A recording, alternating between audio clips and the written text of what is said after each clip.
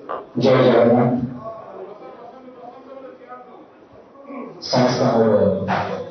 Media बंधु मान नमस्कार कर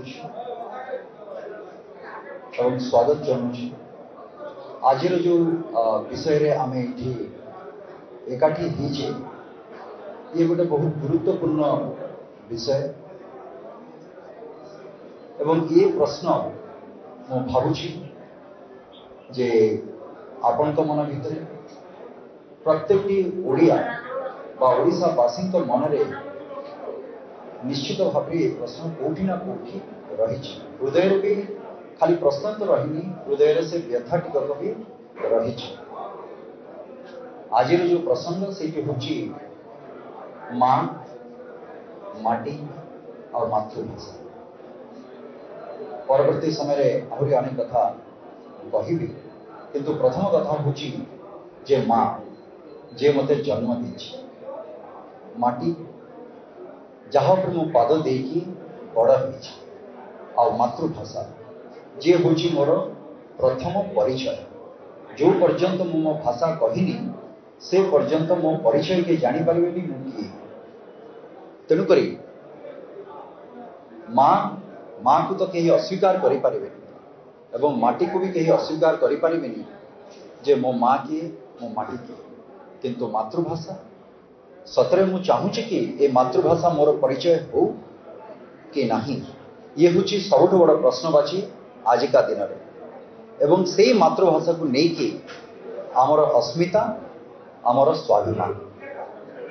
जदि मो मो मातृभाषा मु कहि पारुनी बा मो मातृभाषा प्रति मोर से स्नेह ममता दरद नहीं ताहले मोर अस्मिता कोठी रहिला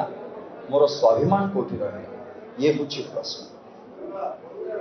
आपण माने समस्ते जानिछंती ए को परिप्रेक्षी मु ए कथाटी कहूछि जहाँ को ओडिशावासी भल पाइकी निरंकुश भाव एते वर्ष धरिकी जनमत दे मु तो कहि आजिका दिन में सी होचंती आमर छामु तेणुक जो छामु को आम निर्वाचित करके जो राज सिंहासन में आम बसईचे तांकर से मातृभाषा प्रति जो दरदर कथा ये हूँ तार कथा तो नुहे ये हूँ प्रत्येक ओडिशावासी व्यथा जे कि आज भी दीपद कथा कहवाई इंग्राजी भाषार जहाँ को आम रोमन इंग्लिश कहू ताहार साहाय्य सहयोग नहीं से कहते एवं ताठू बेसी दुख और परितापर विषय मते भी कष्ट होती मो भावुची आपण मानक भी कष्ट हो प्रत्येक ओडिशावासी को भी सेटा कष्ट हो गभीर आघात भी देछि। ए निकट अतीत आमर उत्कल दिवस जाइछि उत्कल मणिकर जन्मस्थान कर्मस्थान मुख्यमंत्री प्रतिनिधि भाव जहाँ को पठा होता आपण मैंने से समस्ते जानी मोर मीडिया बंधु मैंने प्रत्येक लोग देखी किंतु मु कहबी जे से जो नीलवर्ण श्रृगाल को से जगह को तांको पठा जाइथिला कहीं आमर अन्य कहीं नथिले माननीय मुख्यमंत्री को कौन से समय हलानी जहाँकर गाथा आम शुणी शुणी बड़ होचे से जगह को जीवाई गोटे मिनिट्र समय हलानी जे जड़े नीलवर्ण श्रृगाल को से जगह को पठाला तांकरी स्मृति रे जहाँ का अवदान रही एवं मु आज एक कथा कहूँ मु आसुची गंजाम माटी जो जगार प्रथम करके 1936 मसीह जो आम स्वतंत्र उत्कल प्रदेश स्वाद चाखी से माटी आरंभ होता आपणकर यार कथा से जो ड्राफ्टिंग होता जहाँ को परवर्ती समय उपस्थापना लंडन पार्लियामेंट रे से जगह एवं सेमती गोटे परिवार से स्वतंत्र उत्कल प्रदेश अभियान रे सामिल थिला तो से परिवार गोटे दायर भाव आज भी मोर से कष्ट एबे आपण माने किछि दिन तले आपण माने देखिथिबे जे ओडिया भाषार गोटे विश्व सम्मेलन करागला आज भी बड़ बड़ कोडिंग सब जगार लगी आज भी रही सेटा ओडिया अतीतर अस्तित्व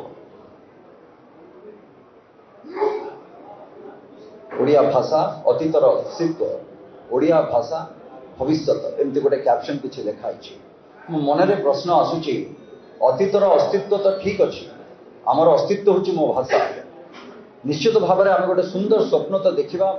ओडिया भाषा को लेकिन से भविष्य को लेकिन से सुंदर स्वप्न आम देखा किंतु सबुठ बड़ प्रश्नवाची हूँ जे वर्तमान आजिकार स्थिति रे ओडिया भाषा कौटी जदि अतीतर स्मृतिचारण आम करुचे भविष्यर स्वप्न आम देखुचे ताले वर्तमान स्थिति कौ जगार ताकू भी आमको परीक्षा पड़े एंड वर्तमान जो स्थिति से स्थिति हूँ कांत कवि को कंठ कवि बोली कह याठू बड़ दुर्भाग्य कौन हो पाए एंड जो भाई भाव ओडिया भाषा को उच्चारण करा जाउची देखिले तो निहाती गोटे ओडिया भाव तो से कष्टता रही गोटे भाषा प्रतिष्ठान गोटे करागला एवं दुखर विषय एते वर्ष हो गला पाखापाखि 10 वर्ष हो गला सेटा ताधरे प्रथम क्लॉज रे लिखाई जड़े सेमिति भाषाविद बा साहित्यकार जहाँ को आम एमिनेंट बोली कहूँ इंग्राजी सेमिति जड़े लोक तार डायरेक्टर रखा से भी जानते डायरेक्टर किए एवं जी संयोजक जे जोटा कि मूलतः सबुठु माने सबुठ जोटा इम्पोर्टेंट जिनस ता भितर जे लोक संयोजना करेंगे प्रत्येक कथा को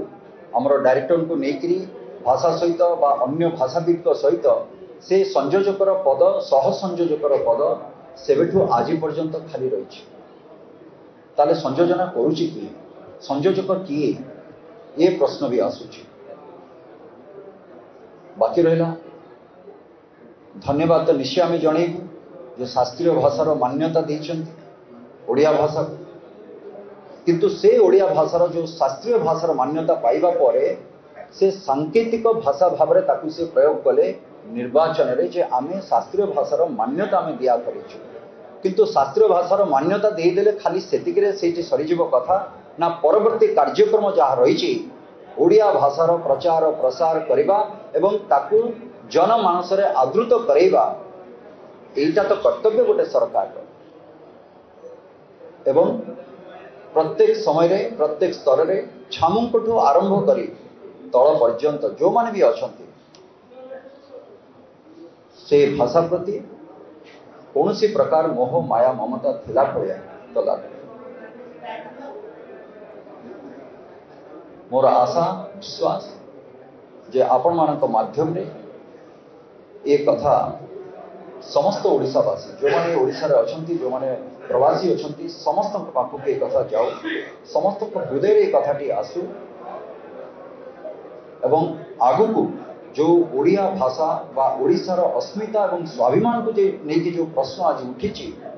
समस्त जनमानस रे एटा आसु मोर अनुरोध जे यार बहुल भाव में आपण मानक माध्यम रे ये प्रचार और प्रसार भी हो धन्यवाद।